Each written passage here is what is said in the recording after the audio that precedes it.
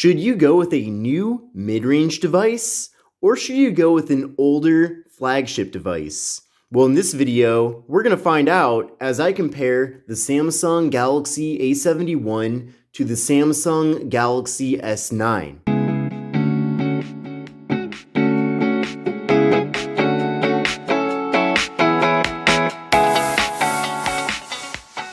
Hi everyone, this is Kevin here, coming at you with my comparison between the Samsung Galaxy A71 and the Samsung Galaxy S9.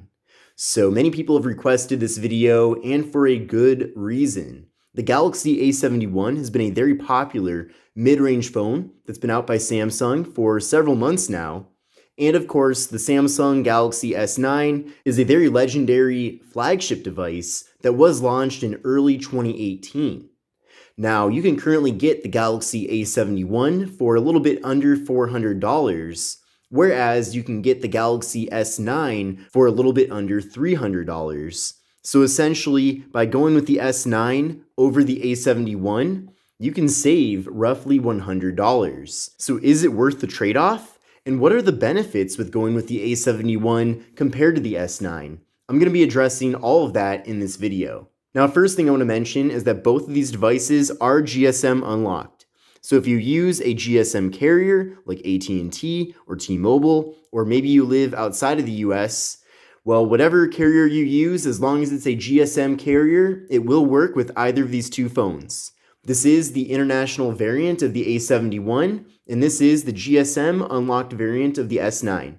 Now, like I mentioned before, prices change all the time, so take a look at the links in the video description to see the most up-to-date pricing for both of these devices. But one thing that I do know for sure is that both of these devices are significantly cheaper than the Samsung Galaxy S20, and especially the S20 Ultra, which is $1,400. So you're saving a ton of money by going with either of these two devices compared to some of Samsung's latest flagship phones. So at least, whether you go this route or you go this route, you'll know at the end of the day that you're not spending a ton of money on your device compared to what you could have done. Now with the Samsung Galaxy A71, we're getting a 6.7-inch display. We're getting a Super AMOLED display here at 1080p with a PPI of 393 and a 20:9 aspect ratio. Then up top here, we are getting the Infinity O for the front-facing camera. So instead of a notch, we are getting a hole punch for that camera.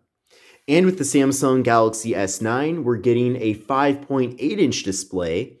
It's Super AMOLED. It is a 1440p display with a 570 ppi and an 18.5:9 aspect ratio.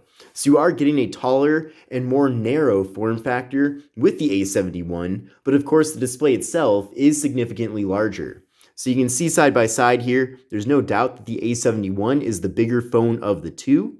So if you are really into watching video content, you're going to have to decide whether you'd rather have the larger display at the lower resolution or the smaller display at the higher resolution. Of course, 1440p on here is super crisp and super clear, but I've got to say the 1080p panel on the A71 looks really good too. So both of these devices do have very incredible displays. And it's pretty amazing that Samsung is even able to include a Super AMOLED display with the A71, considering that this device is just under $400. Now up top here with the A71, we're getting a 32 megapixel front-facing camera, and with the Galaxy S9, we're getting an 8 megapixel front-facing camera. Now, of course, with the S9, there is no notch. There's also no hole punch for the front-facing camera, but we do have thicker bezels on the top and bottom of the device. So that really is the trade-off here, but at least you'll know that if you do want to watch full screen video on this phone, you're gonna have nothing getting in the way. Unlike the A71, where you will always have that front-facing camera kind of peeking in at all times. Now with the Samsung Galaxy A71, we're getting 128 gigabytes of internal storage with SD card expansion, and with this variant of the Galaxy S9, we're getting 64 gigabytes of internal storage, and we're also getting SD card expansion. So you are getting double the amount of internal storage with the Galaxy A71, which is really cool. And I've got to say, there really is nothing better than having a lot of actual storage internally in the device itself compared to having to install a micro SD card. Now with the Galaxy A71, there's no NFC. There is no wireless charging. There's also no water resistance, whereas we do get all of those things with the Galaxy S9. So with the Galaxy A71, we have Face Unlock. We also have an in-display fingerprint sensor, so that does work really well. Whereas with the Galaxy S9, we have a fingerprint sensor on the rear of the device, so kind of a little bit more old school, but it does work very well. It's a very quick and responsive fingerprint sensor. And the S9 also has Face Unlock, and it also has an iris scanner as well. There is no iris scanner with the A71, but on the other hand, we do get that really cool in-display fingerprint sensor that I know is kind of the trendy thing nowadays that many people are into. Now flipping over to the back sides of both phones, with the Galaxy A71, we have a quad camera setup. So we have a 64 megapixel main camera, a 12 megapixel ultra wide angle camera, a 5 megapixel depth sensing camera, and a 5 megapixel macro camera for close-up photos. Whereas with the Galaxy S9, we just have one camera here, and it is a 12 megapixel camera. So zooming in on things with the 12 megapixel camera really will not work nearly as well as zooming in on things with the 64 megapixel camera on the A71, since it does have more pixels, so you're able to crop in. And then of course the S9 also lacks the ultra wide angle camera, and I'm not a big fan of the macro camera on the A71. I just feel like it doesn't really offer too many benefits that are practical. So really at the end of the day, you are getting a lot of extra camera features with the A71, and it does take excellent looking photos. But if you're just looking for kind of the standard camera features, you don't care about ultra wide, you don't care about macro, and you don't care about zooming in on things, then I would say the S9 overall will take better photos than the A71. The good news though with both phones is that they both do have portrait mode for the front and rear cameras. So despite the S9 only having one camera on the back, the camera itself is compatible with portrait mode. So that is really cool. So with the Galaxy A71, we're getting 6 gigabytes of RAM, and with the Galaxy S9, we're getting 4 gigabytes of RAM. And with the Galaxy A71, we're getting the Qualcomm Snapdragon 730 processor, whereas with the Galaxy S9, we're getting the Qualcomm Snapdragon 845. So we're getting a flagship processor that's a little bit older with the S9, and we're getting a relatively recent mid-range processor from Qualcomm with the A71. Now I did run an Antutu benchmark test with both devices, and surprisingly, the A71 has a lower score than the S9, despite the S9 being less expensive and older.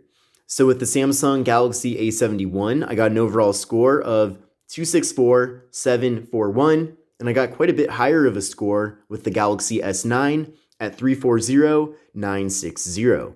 Now in a little bit, I will be doing an actual speed test comparison between these two phones, so that will really be the chance to put these two up to the test. But in general, I think it's nice that we do get extra RAM with the A71. I think definitely since we're getting a weaker processor with the phone, having the extra RAM will come in handy. But at the end of the day, you should expect to get better performance from the Galaxy S9. Now, as far as video recording goes, both devices support 4K video recording, which is really cool. But with the Galaxy S9, we get 4K video recording at 60 frames per second. That's something that you don't get with the A71, unfortunately. Now, with the Samsung Galaxy A71, we're getting a very beefy battery at 4,500 milliamp hours, compared to the Galaxy S9, which features a smaller internal battery at 3,000 milliamp hours. Also keep in mind that with the S9, if you decide to buy it renewed, you are going to have a battery that's likely previously been used. So if that is the case, then I think without a doubt, you're going to get better battery life with the A71. But if battery life isn't a big deal to you, maybe you work from home, maybe you don't mind carrying a power bank, then having the smaller battery with the S9 isn't something that you necessarily should worry about. Now let's get into software. What's really cool is that both of these devices currently do run Android 10 with Samsung's One UI 2.0. Now, the Galaxy A71 did run Android 10 out of the box originally, and with the S9, this device did originally come with Android 8 Oreo, and since has been updated to the latest version of Android. So that's really cool. In fact, the software in both phones is very similar overall. So if you are used to One UI, it's going to be pretty much the same experience on both phones. You know, they both do feature the App Edge on the side. So that's really awesome. Now, one difference, and I already mentioned this, is that with the S9, you get DeX, and there is no DeX with the A71. I'm pretty sure the A71 would be capable of it, but Samsung decided to not give the A series that feature, probably to give you an extra reason to want to go for their flagship S series phones and their Note phones. But now that we've compared the specifications of these two devices, let's compare the hardware. I already talked a lot about the front panels here, so I'm not going to talk about that too much more. But of course, you're getting a much more modern, in my opinion, better looking design with the A71. You're certainly getting a better screen to body ratio as well, with very small bezels all around. Whereas with the S9, you're getting thick bezels on the top and thick bezels on the bottom. Now taking a look at the left side of the two devices, on the Galaxy A71, we just have the slot for the microSD card and SIM card and nothing else. We also have a plastic band around the side of the device, whereas with the S9, we have a metal band and glass on the back. Also, by the way, this is Glastic, kind of a glassy plastic material, but it certainly is plastic and not glass on the A71. Now on the left side of the S9, we have the volume button, and we also have the Bixby button. So there is a dedicated Bixby button with the S9. I don't really care about that because I'm not a fan of Bixby. Then taking a look at the left side of the two devices, on the A71, we have the power button and we have the volume button. Then on the right side of the S9, we just have the power button. Then on the top of the two devices, they both have the noise canceling microphone. And then with the S9, we have the slot for the microSD card and SIM card. And then taking a look at the bottom of the two phones, on the A71, we have the 3.5mm headphone jack, USB-C port for charging and data transfer. We have the microphone and the speaker. And we have that same exact setup here with the Galaxy S9. Then taking a look at the backside of the two devices, you can see on both phones we have the camera module and the flash. And then with the Galaxy S9, we do have a fingerprint sensor. Let's now do a speed test comparison between these two devices. We're going to start by pulling up the camera app. So 1, 2, 3, go. And the S9 was a lot quicker at pulling up the camera. And by the way, just want to let you know that I have all of my other apps cleared out with these two devices, so that's just something to keep in mind there. Let's go to Google Chrome on both phones. So 1, 2, 3, go. And it looks like the S9 was quicker at pulling up Google Chrome. Let's go to yahoo.com. 1, 2, 3, go. And it looks like the S9 was quicker at pulling up Yahoo as well. Let's go to engadget.com. 1, 2, 3, go. And it looks like in this situation, it looks like the S9 was quicker at pulling up the video, quicker at pulling up a lot of content here on the website. Also, another thing to keep in mind too, I have the same exact display settings on both phones. I have it on vivid, a little bit to the left, and full brightness as well. And you can see that the A71 certainly does have a better looking picture than the S9. Colors look better and clearer, in my opinion. But scrolling on both phones is smooth. That's for sure. Of course, both phones do have to catch up a little bit as well. But let's go to this link right here. 1, 2, 3. Actually, we'll go to this one about the LG Velvet. 1, 2, 3, go. And the S9 was quicker at pulling up the article. So very interesting there. But pinch to zoom, very smooth on both phones. So overall, with both devices, I think you're going to get very good performance. And, in real life, I think they're both decently quick. You're going to have a good time with them. And they're certainly going to get the job done for the majority of people out there. Of course, if you're someone who has an unlimited budget and you feel like spending $1,400, then you do have the S20 Ultra as an option for you. But if you're kind of a regular person and you don't have that much money to spend on a smartphone, and I feel like for the majority of people out there, even if they have money for a smartphone in that budget, they shouldn't spend it anyway. These two devices are certainly great choices.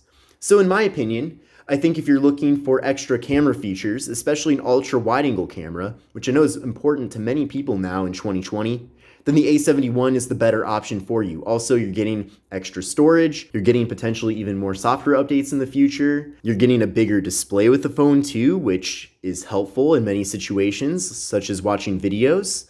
Then I think the A71 is the better option. But if you're looking to save $100, you also want better performance, maybe that's a priority to you, and you're totally fine with having just one camera on the back, then I think the S9 is the better option. So it really comes down to if you think getting the extra features of the A71 is worth the extra $100, and if you don't mind losing some features such as wireless charging and losing 1440p and also not having 4K video at 60 FPS, then that's kind of the trade-off here with these two devices. But definitely let me know what you think about these two phones and which one you would choose. And if you want to see the most up-to-date pricing for either of the two phones, then take a look at the link in the video description. But this is Kevin here. This is the Samsung Galaxy A71 versus the Samsung Galaxy S9 here in 2020, and I will see you in the next video.